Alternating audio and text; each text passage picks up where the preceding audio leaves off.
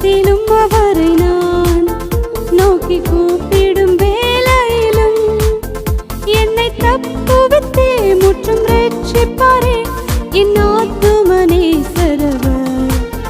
என்னை தப்புவித்தே முற்றும் ரட்சிப்பாரே என் ஆத்துமனே சரவர்.